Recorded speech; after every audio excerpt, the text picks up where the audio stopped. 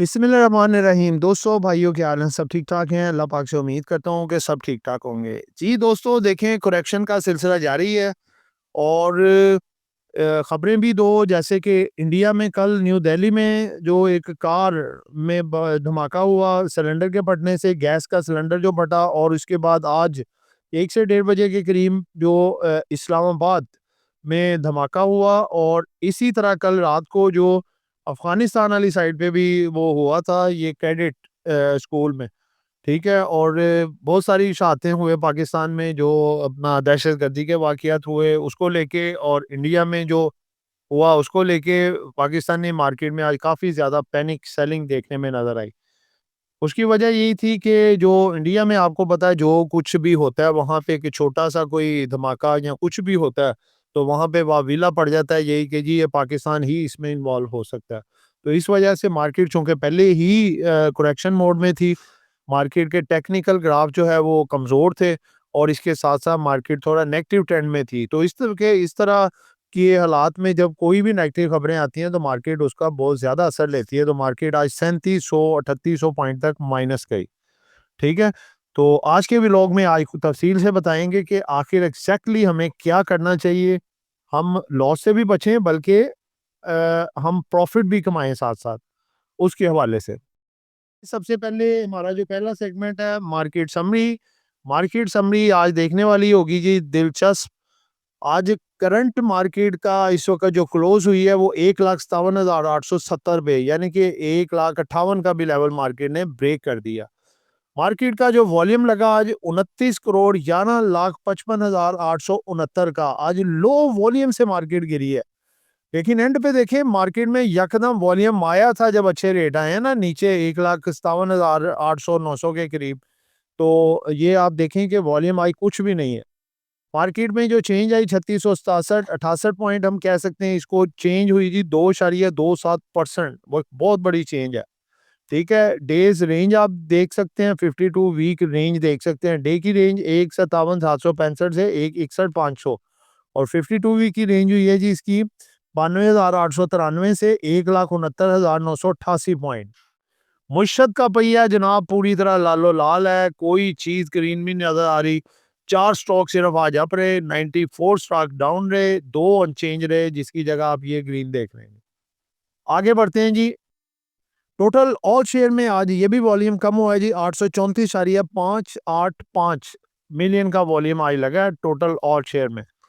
अगर हम बात करें वॉल्यूम लीडर के लिहाज से, सबसे पहले नंबर पे एफ नेट है जी, 70.17 मिलियन। कैल में 66.87 मिलियन, डब्ल्यूटीएल में 46.81 मिलियन, बीओपी में 45.56 मिलियन, और एमटेक्स में लगा जी 31.16 मिलियन के वॉल्यूम, जो कि एक बड़े वॉल्यूम कंसिडर होते हैं ये। ठीक है, आगे आते हैं जी टॉप एडवांसेस में। सबसे पहले नंबर पे लगा है जी, रहा है जी सीएलसीपीएस। ये देखें, ये 49 पैसे डाल गए, 14.71% का गेन। देखिए, इतनी भी मार्केट देखें लुटी-पुटी नहीं थी। आप देखें कि कई स्टॉक्स ने अपर कैप भी लगाए हैं, जैसे चनाब लिमिटेड आज अपर कैप पे था। ठीक है, जो दोबारा से आपको करेक्शन होने के बाद रिकमेंड किया है। पहले हमने 6.5-7 से आपको रिकमेंड किया था, जब इसने रैली दिखाई 27 रुपए की। अभी आपको 10 से 11 रुपए पे रिकमेंड किया, और अब भी ये रैली थोड़ी दिखा सकता है, लेकिन मार्केट का थोड़ा ट्रेंड नेगेटिव है। स्टॉप लॉस इसको ज़रूर लगाइएगा। आगे है जी केएसटीएम। ये है जी खालिद सराय टेक्सटाइल मिल। इसने 1 रुपए का अपर कैप लगाया, 10.93% प्लस हुआ है। अरूज टेक्सटाइल 1 रुपए 16 पैसे का इजाफा अपर कैप। रूबी टेक्सटाइल 1 रुपए 24 पैसे का इजाफा अपर कैप। सेल 1 रुपए 94 पैसे के इजाफे के साथ अपर कैप। टॉप डिक्लाइनर में आए तो AGICR2 लो लॉक पे 8 रुपए 54 पैसे पे बंद हुआ है। उसके बाद अगर आ जाए FRCL, ये भी लो लॉक पे बंद हुआ है, 10% की कमी, और 9.7 ये पैसा गिरा, यानी कि रुपया गिरा है। कॉयल, इसने भी लो लॉक लगाया 10% पे। फैक्टो सीमेंट 9.50% डिक्लाइन है। उसके बाद PRWM, ये भी 9.13% डिक्लाइन है। दोस्तों, आगे बढ़ते हैं। हमारा सेकंड सेगमेंट आता है कि कौन से सेगमेंट ने कितने पॉइंट निकाले। दोस्तों, ये तो डालने वाले पॉइंट वो कोई कलीद गिन नहीं नजर आ रहा, क्योंकि लीजिंग सेक्टर ने 0.09, यानी कि ना होने के बराबर मार्केट में ज़्यादातर डाउन ही था सब कुछ। कमर्शियल बैंक ने 786 पॉइंट निकाल दिए हैं जी। Oil and gas 525, cement 396, fertiliser 310, investment bank 288, उसके बाद पावर जनरेशन 222, टेक्नोलॉजी 207। आगे बढ़ते हैं जी, नेक्स्ट आते हैं जी, तीसरा हमारा सेगमेंट है जी important news, very very important. सबसे पहली न्यूज़ कि company anniversary 11/11/2025 Peak Line Consultancy. ये दोस्तों हमारी कंपनी है जी पीक लाइन कंसल्टेंसी, बहुत मेहनत से बनाई है हमने और बहुत मेहनत से आगे चला रहे हैं आप तमाम दोस्तों की दुआओं से और आप तमाम दोस्तों के साथ से और अल्लाह पाक की रहमतों से। दूसरी खबर है जी कि इस्लामाबाद कचहरी के बाहर गाड़ी का सिलेंडर फट गया। इस्लामाबाद कचहरी के करीब गाड़ी का सिलेंडर फटने से धमाका। हम हालत जंग में हैं, वजीरे दिफा ख्वाजा आसिफ साहब का बयान है जी कि हम हालत जंग में हैं। ठीक है जी। अफगानिस्तान को शवाहिद पेश किए कि कैसे लोगों को ट्रेनिंग दी जा रही है। मोहसिन नकवी साहब का कहना है सफाक मोदी की फॉल्स फ्रेक और पाकिस्तान मुखालिफ प्रोपेगेंडा मुहिम मुकम्मल तौर पर नाकाम हो चुकी है।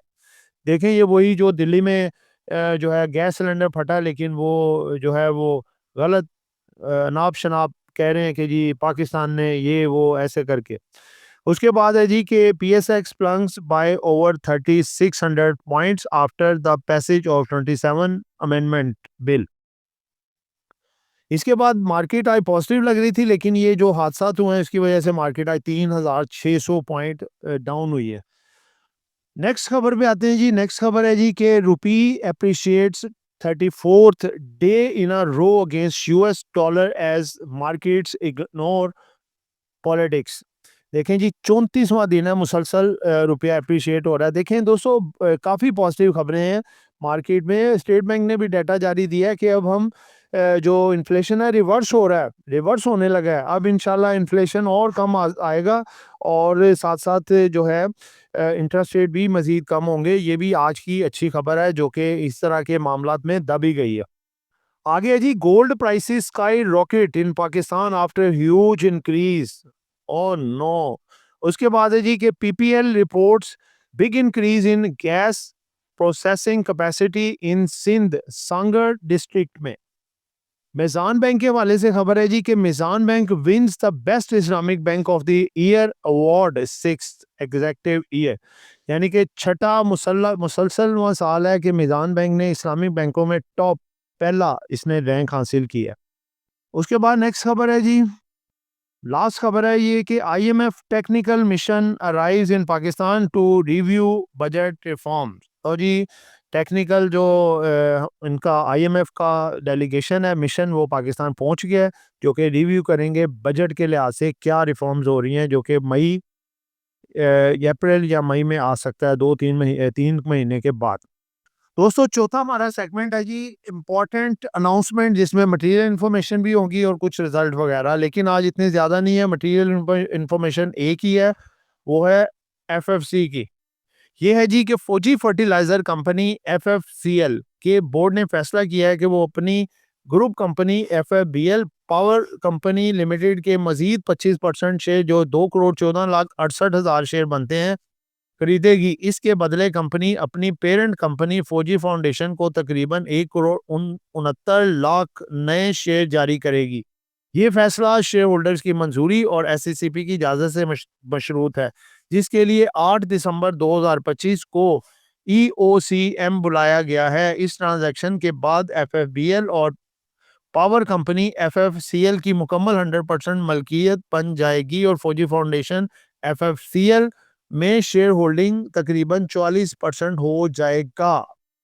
ठीक है दोस्तों, आगे बढ़ते हैं। दूसरी फाइनेंशियल अनाउंसमेंट कोई नहीं है। आगे है जी फिपी लिपि, और आज ये है जी अपना कल की, अभी आज की आई नहीं है, वो फिर कल इंशाल्लाह आपके सामने रखेंगे।